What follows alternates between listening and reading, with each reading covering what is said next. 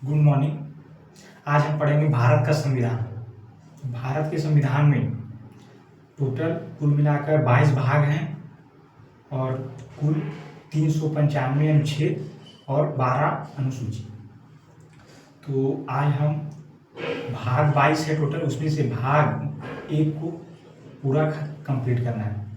तो भाग 1 में है संघ और राज्य क्षेत्र। संघ और राज्य क्षेत्र, इसमें से अनुच्छेद 1 से 4 तक वर्णन किया गया है।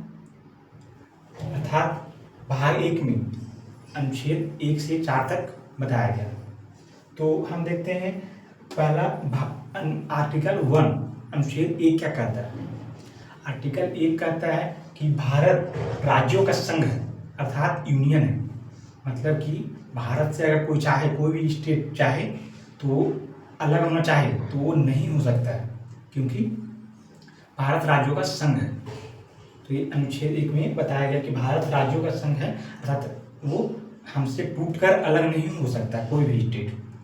और दूसरा है विदेशी भूमि को भारत में विलय कर सकता है, अर्थात अगर दूसरा स्टेट है उसको दूसरे की भूमि को हम जोड़ सकते हैं, लेकिन हम उसको अलग नहीं कर सकते। पहला कहता है कि हम कोई भी स्टेट भारत से अलग नहीं हो सकता, लेकिन दूसरा कहता है कि हम दूसरे की भूमि को जोड़ सकते हैं, आर्टिकल 2। और आर्टिकल 3 है वर्तमान राज्यों में परिवर्तन। अर्थात वर्तमान में जो राज्य हैं उसमें हम नाम, सीमा, क्षेत्र में परिवर्तन कर सकते हैं। कोई भी स्टेट चाहे अगर दूसरे से अलग होना चाहते हैं तो वो अलग हो सकते हैं, हम उसका नाम चेंज कर सकते हैं, परिवर्तन कर सकते हैं, सीमा बदल सकते हैं। तो ये था आर्टिकल 3। और अब हम चौथा भाग 1 संघ और राज्य क्षेत्र का चौथा अनुच्छेद है आर्टिकल 2 एवं 3, जो मैंने अभी बताया, उससे राष्ट्रपति की अनुमति के बिना हम उसको प्रयोग कर सकते हैं। अर्थात जब हम वर्तमान राज्यों में परिवर्तन या आर्टिकल 2 एवं 3 का जब हम प्रयोग करेंगे तो उसमें हम आर्टिकल 2 एवं 3 का जब उपयोग करेंगे तो हम उसको राष्ट्रपति से हस्ताक्षर की जरूरत नहीं है।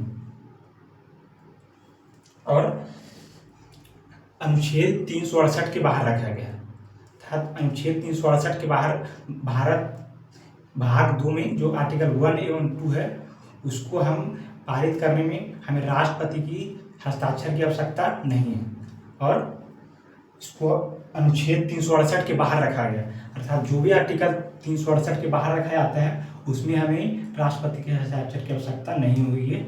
अर्थात आर्टिकल 2 कहता है कि भारत से कोई भी स्टेट हट नहीं सकता है, विखंडन नहीं हो सकता है। और 3 कहता है कि हम उसको जोड़ सकते हैं, विदेशी भूमि को भारत में जोड़ सकते हैं।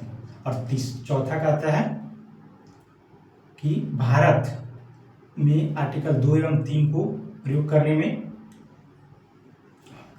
राष्ट्रपति के हस्ताक्षर की आवश्यकता नहीं। तो इस प्रकार भाग 1 कंप्लीट होता है। भाग 1 भाग संघ और राज्य क्षेत्र, तो इसमें 4 अनुच्छेद थे जो मैंने बता दिए। अब आगे हम भाग 2 पढ़ेंगे।